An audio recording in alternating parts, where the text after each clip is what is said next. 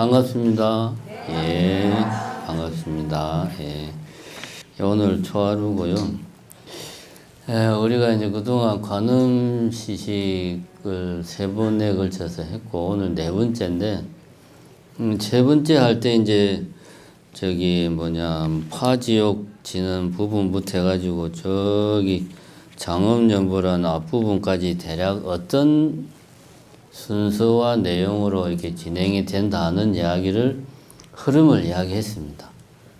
여러분 당연히 기억이 안 나실 거니까. 왜냐? 저도 기억이 안 납니다. 그러니까 유튜브로 보시면, 그때 이런 이야기를 했구나.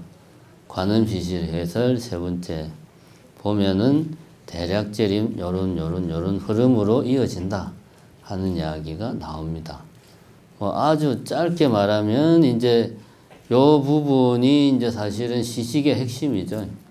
상 차리고 향 피우고 차 올리고 공양 올리고 이렇게 쭉 하는 과정. 안녕히 가시라고 이제 그 뒤에는 이제 나중에 장엄연보를 하고. 오늘은 그 내용 중에 보면 사구계가 여러 개 나옵니다. 우리가 대표적인 사구계가 뭐가 있지요? 사구계 하면 딱 떠오르는 것. 금강경 사구계. 금강경 사구계가 뭡니까? 범소유상, 계시여망, 약견재상, 비상, 적견열애. 그렇지. 대단한 분들이 많으시네. 자, 이제 오늘 하는 부분에, 흐름은 지난번에 했고, 첫 번째 나오는 게 금강경 사구계도 나오고, 여기 217페이지에 보면 화엄경 사구계도 나옵니다. 약인영료지, 삼세일체불, 언관법계성, 일체유심조.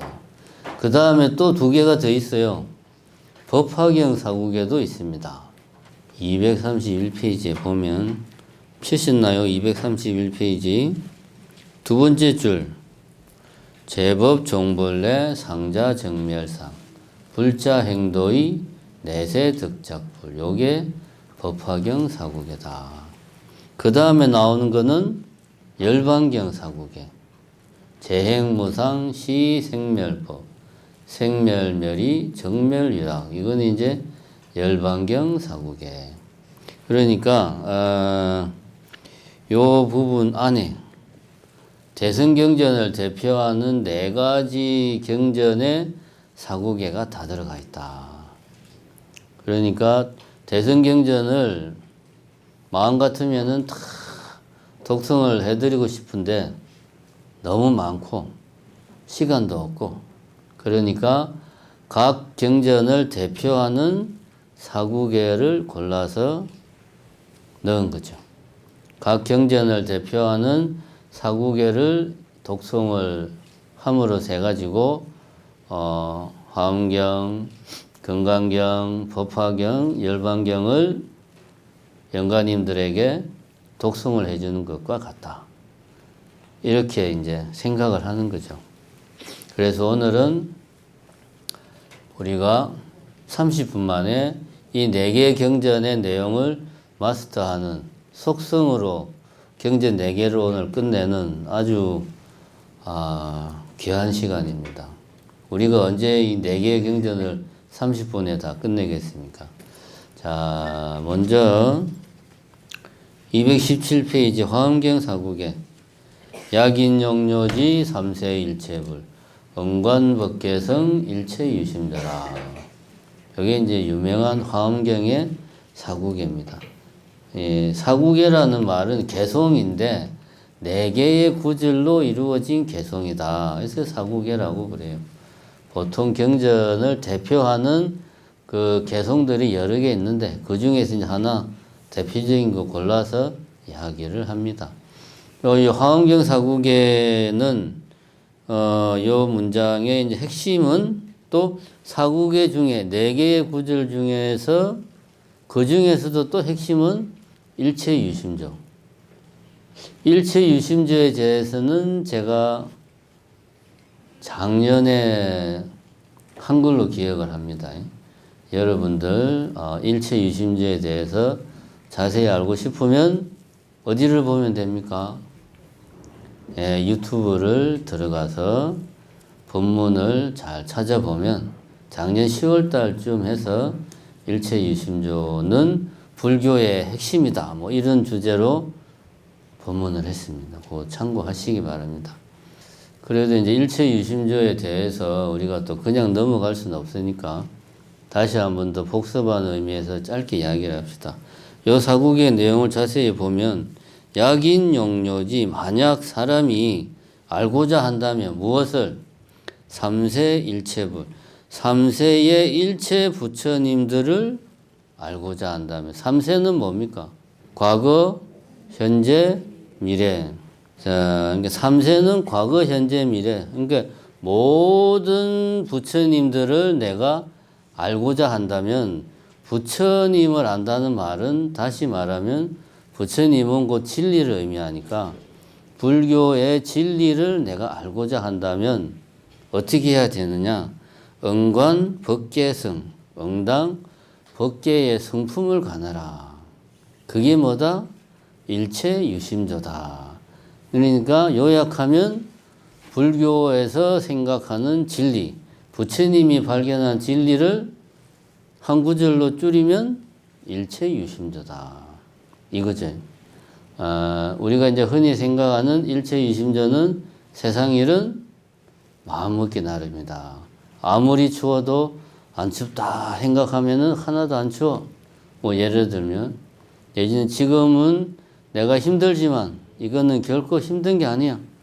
이거는 다 극복하기 이 시련을 이 모든 시련은 나를 시험하는 것이야. 이렇게 내가 마음 먹으면 못할 게 없어. 이게 우리는 일체 유심조라고 생각하지만 이런 게 아니다 하는 이야기를 제가 했습니다. 여기서 일체 유심조란 말을 풀이하면 일체는 오직 심, 마음이 만들어내는 것이다. 이 세상 모든 것은 오직 마음이 만들었다. 이게 일체 유심조라는 말의 뜻입니다. 마음이 만들었다고 해서 여기 있는 시계, 이 잔, 이 책 이런 것들을 마음이 만들었다는 그런 말이 아닙니다. 이걸 어떻게 마음이 만듭니까? 문제는 마음이 만든 게 도대체 뭐냐? 이거를 정확하게 알면 일체 유심조의 말뜻을 올바로 알 수가 있다. 우리가 이제 뭔가를 본다고 하는 것을 곰곰이 생각을 해보자. 뭔가를 본다는 말은 빛이, 예를 들어서 저 카메라를 내가 본다. 카메라가 저 빛에 부딪혀서 반사가 되죠. 그래서 반사된 빛이 어디로 들어옵니까? 내 눈 안으로 들어와서 어디에 맺힙니까? 눈 안에 망막에 맺히죠. 나이 드신 분들 황반변성이 오면 망막이 손상이 돼. 그래서 세상이 보면은 막 찌그러져서 보이고 중간에 구멍이 뿡뿡 뚫려서 보이고 막 그럽니다. 요거는 다 망막이 손상돼서 그래요. 어쨌든 빛이, 저 카메라에 반사된 빛이 내 눈 안으로 들어와서 수정체를 통과해서 망막에 맺혀요. 그럼 망막이 하는 일이 뭐냐? 망막은 이 빛이 담고 있는 정보를 전기신호로 바꿔가지고 뇌세포로 전달하는 겁니다. 그럼 머릿속에서 이 빛이 담고 있는 정보가 전기신호로 바뀌어가지고 망막이 이걸 전기신호로 바꿔서 머릿속 어딘가로 가요. 어딘가로 가. 그러면 머릿속 어딘가로 간 이 전기신호를 내가 인식을 하고 밖에서 어떤 정보가 빛의 정보가 들어왔구나. 그리고 요것과 가장 유사한 게 뭐지? 뭔가 정보가 들어왔으면 이게 뭘까? 찾을 거 아닙니까? 어디서 찾을까요? 기존에 있는 내 머릿속에 정보의 창고에서 찾겠지. 쭉 찾아보고 이것은 카메라하고 비슷하게 생겼네. 내 머릿속에 있는 카메라하고 비교해 보니까 비슷해. 이거 카메라야. 그래서 내가 저기 카메라가 있구나 라고 말을 하고 생각을 하는 거죠. 이게 우리가 뭔가를 보는 과정입니다. 뭔가를 보는 과정. 그러면은 우리가 실제로 보는 것은 제가 아까 말한 것을 잘 생각해 보면 실제로 보는 것은 눈이 보는 게 아니고 눈은 뭐 합니까? 그냥 빛 정보를 받아가지고 전달하는 역할만 해요. 실제로 보는 것은 내 안에서 이루어지는, 내 머릿속에서 이루어져요. 그러면 내 머릿속에서 보는 것은 저 밖에 있는 저 무언가가 아니고 저 무언가에 관한 그 빛이 담고 있는 정보, 더 정확하게 말하면 전기 신호로 바뀐 정보를 보는 거죠. 실제로는. 우리가 이야기 쉽게 말하자면 머릿속에 만들어진 이미지를 보는 거지. 정보, 이미지를 보는 거예요. 실제 저걸 보는 게 아니고. 그래서 우리는 기존의 내 기억이나 머릿속에 있던 데이터하고 비교를 해서 이거는 지금 이 전기 신호의 무리는 카메라하고 유사하구나. 얘는 카메라구나. 라고 생각을 한다는 거죠. 즉 우리가 보는 것은 밖에 있는 저것이 아니고 저것의 정보, 내 머릿속에 들어온 저것에 관련된 정보를 보고 있습니다. 이것이 오늘날 현대과학이 밝혀낸 우리가 무언가를 보는 과정, 듣는 것도 마찬가지죠. 듣는 거, 냄새 맡는 거, 또 안, 이, 비, 맛보는 거, 피부로 이렇게 촉각으로 느끼는 거 다 마찬가지입니다. 실제로 저것을 내가 본다는 말은 정확하게 말하면 저것의 정보, 내 머리 안에 있는 정보를 조사한다. 그렇게 말할 수가 있죠. 그러면은 제가 옛날에는 그랬어요. 출가하기 전에는 제가 복숭아 알레르기가 있었어요.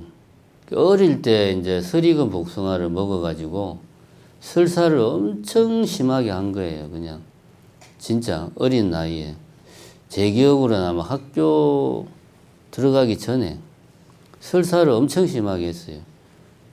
제가 그걸 기억할 정도, 그러니까 길거리에 파는 복숭아를 가다가 그걸 이제 막 사가지고 먹었는데 설사를 엄청나게 해가지고 그 다음부터는 복숭아를 먹고 나서 두드러기가 너무 심하게 났어요. 온몸에 그냥 특히 이런 겨드랑이 몸에 이렇게 막 뭡니까 팔이 접치고 하는 부분들 있잖아요. 사타구니, 겨드랑이 요런데 아주 심하게 몸 전체에 막 두드러기가 나가지고 너무 힘들었어요. 그 다음부터는 복숭아를 쳐다보기만 해도 겨드랑이, 팔꿈치 이런 데가 막 간질간질해요. 먹는 거는 둘째치고 내만 그러냐. 복숭아 두드러기 있는 사람들은 정도의 차이는 있지만 다 그럽니다. 그게 이제 보통 사람들이 그러면 이제 복숭아를 보면 복숭아 그 틀에 있는 뭔가가 날아와서 이렇게 콧구멍으로 들어가서 그게 이렇게 간지럽힌다고 생각하는데 그거 아니에요. 저 멀리 있는 걸 봐도 막 간질간질해. 심지어 심할 때는 사진만 봐도 왠지 기분에 막 간지러운 것 같아요. 이게 뭘 의미하는 겁니까? 내 밖에 있는 저 뭔가를 내가 봤어. 그것에 대한 정보가 빛이 그 정보를 담아가지고 내 눈 안으로 들어와서 내 머리 망막에서 전기 신호로 바뀌어가지고 여기 내 속으로 들어갔어요. 내 속에 들어온 전기 신호를 내 머리가 판단을 해보니까 이거 복숭아네. 그럼 이건 복숭아야. 그러고 끝나면 되는데 내 머릿속에 기억하고 있는 복숭아는 어떤 겁니까? 설사를 엄청 심하게 하는 것, 나를 힘들게 하는 것, 두드러지게 나게 하는 것, 이런 거니까 보는 순간 그 복숭아에 대한 내 생각이 같이 그냥 일어나는 겁니다. 여기에서 일체 유심조 할 때 일체는 내 밖에 있는 저것, 저 뭔가를 말하는 게 아니고 내 머릿속에 들어온 전기신호, 정확하게 말하면 그 전기신호를 보고 내 기억의 창고에서 끄집어낸 그 어떤 기억, 이미지, 복숭아라는 어떤 이미지, 그것이죠. 그걸 내가 보는 겁니다. 그러면 그거는 누가 만들었어요? 그거는 내 마음이 만들었잖아. 맞는 말이죠. 그러니까 일체는 유심조야. 그래서 내 같은 사람은 복숭아를 보기만 해도 두드러기가 나는데 어떤 사람은 복숭아를 보기만 해도 입에서 막 침이 고이는 거예요. 제가 옛날에 선방 다닐 때 지금은 복숭아 두드러기가 사라졌어요. 왜 사라졌냐 하면 선방을 다닐 때 그철에 그 입성 스님이 복숭아를 엄청 좋아했어요.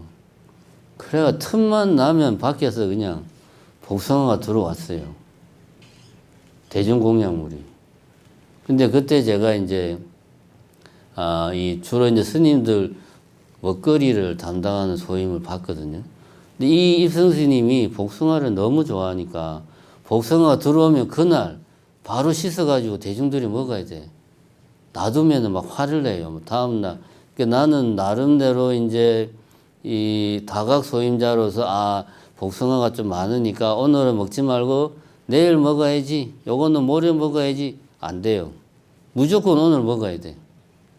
이게 복숭아 들어오면은 제일 먼저 이거를 빨리 씻어야 돼요. 근데 나는 복숭아를 보기만 해도 두드러기가 나잖아요. 근데 하도 입성스님이 그냥 복숭아 빨리 갖고 오라고 막 그러니까 마음이 급하니까 나도 모르게 내가 맨손으로 막 씻고 있는 거야. 그렇게 한 채를 살다 보니까 나도 모르게 이 복숭아 알레르기가 사라져 버렸어요. 어쨌든 제가 지금 이야기하는 것은 이겁니다. 우리가 보고 있는 저것이 일체가 아니고 내 마음 속에서 만들어진 이미지, 상, 이겁니다. 이거는 당연히 마음이 만들었죠. 그래서 나는 복숭아를 보면은 괴롭고 힘들고 막 온몸이 건질건질한데 어떤 사람은 복숭아를 보면 입에서 침이 고이고 그게 서로 복숭아를 보고 생각하고 느끼는 게 다른 거예요. 똑같은 복숭아를 보고. 그러면 실제로 저 밖에 있는 게 복숭아냐? 그것도 아니죠. 우리 머릿속에 만들어진 상이 이미지가 복숭아일 따름이에요. 요거를 잘 명심해야 됩니다. 그럼 저 밖에 있는 저건 뭐냐? 저거는 뭐라고 이름 붙일 수가 없어요.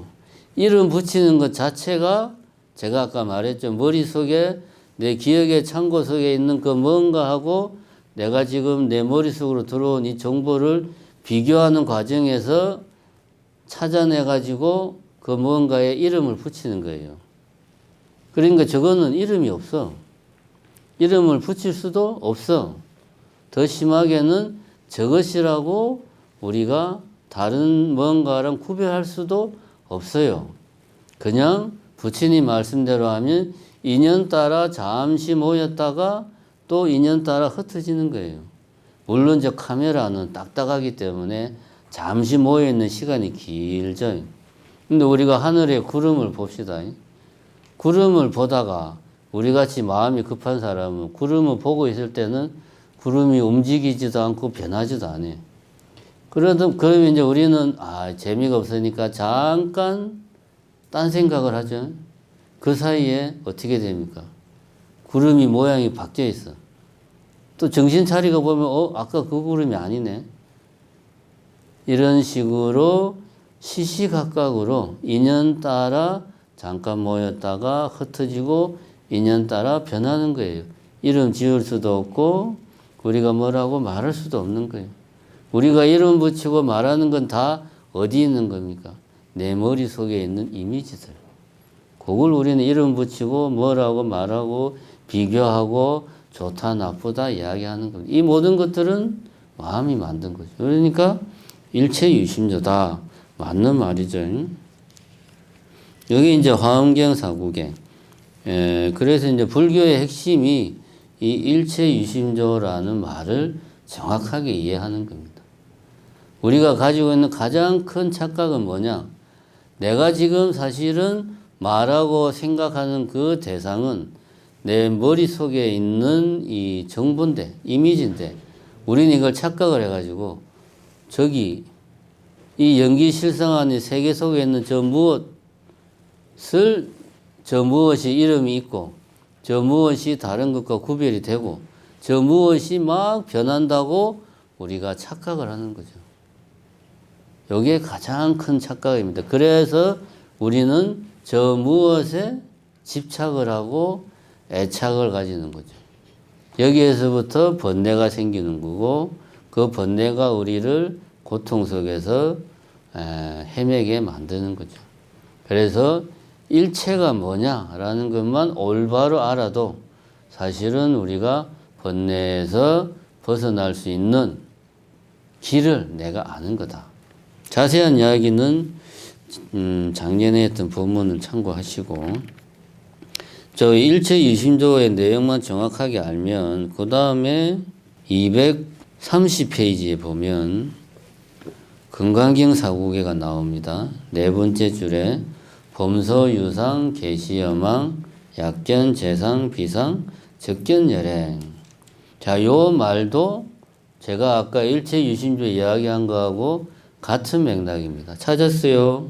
230페이지 범소유상 범, 무릇, 소유상 상이 있는 것들은 즉 우리가 상이 있다는 말은 뭡니까?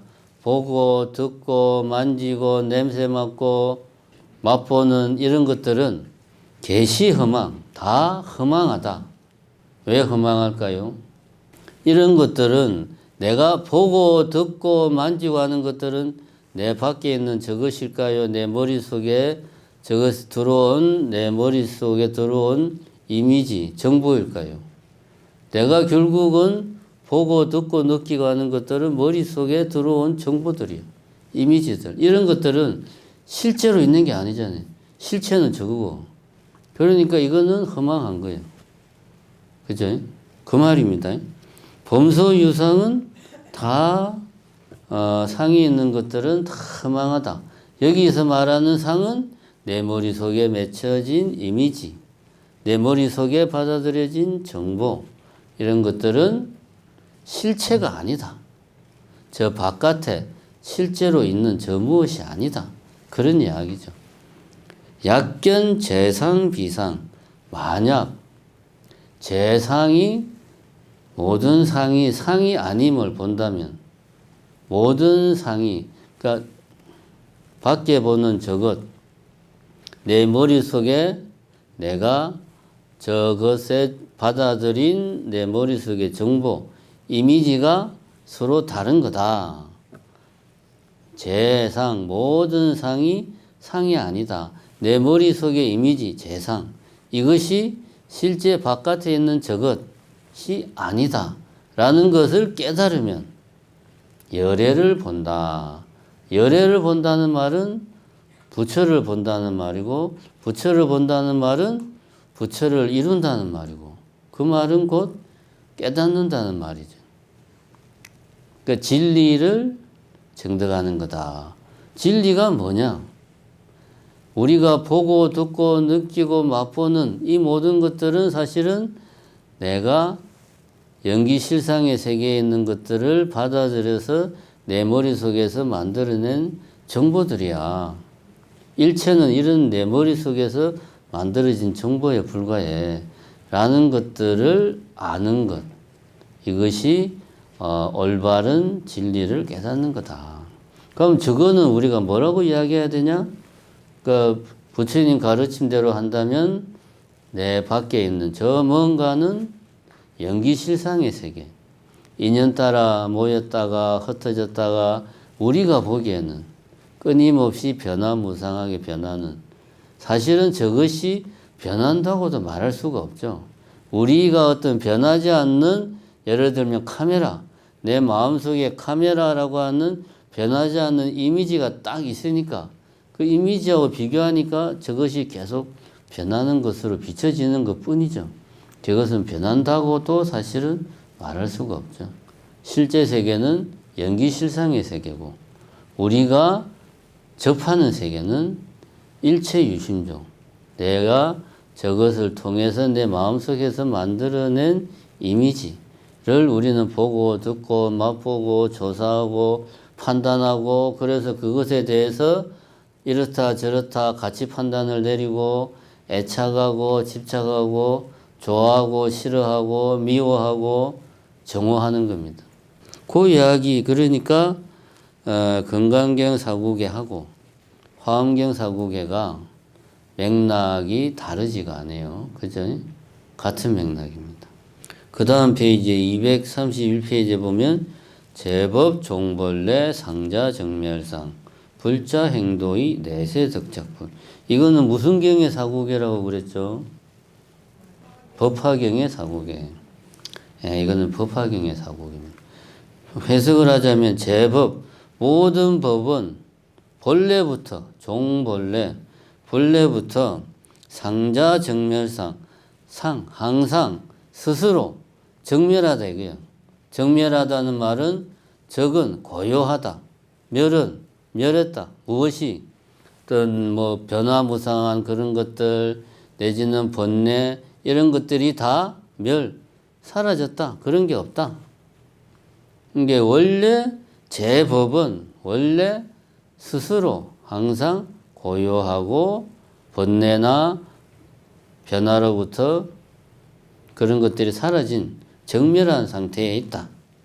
불자 행도의, 불자는 우리들을 말하는 거죠. 부처님 가르침을 따르는 부처님의 제자들이 행도의 이 도리를 행하면은 내세 덕작불, 내세가 언제입니까?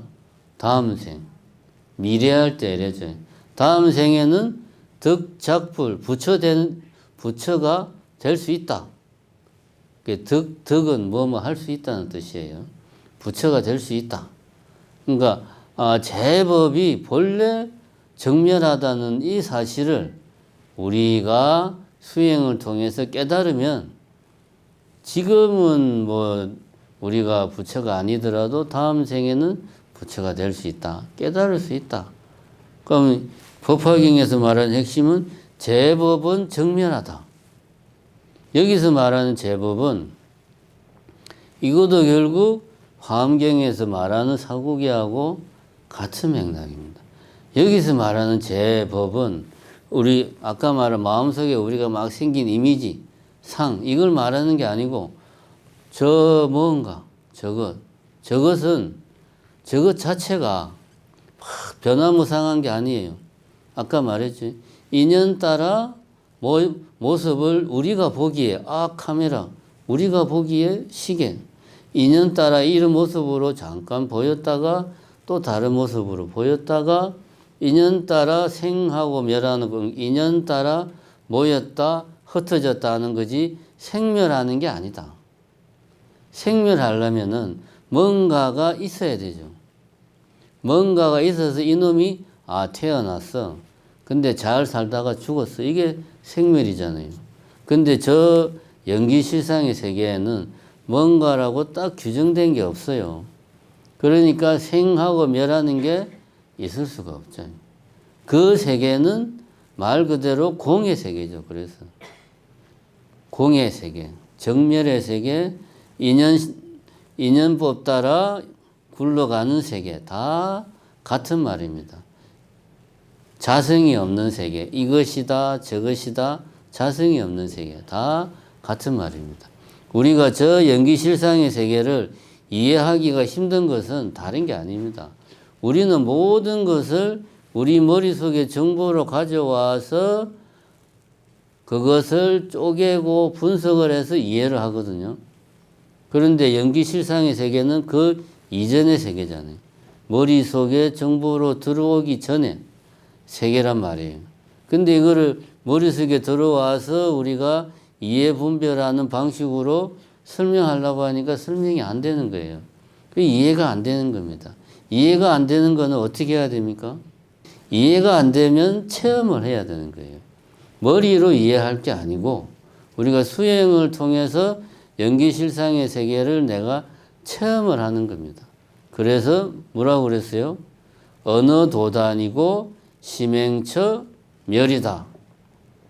언어도, 말의 언어의 도, 길이 단, 끊어지고 말로 설명할 수 없다 이거지.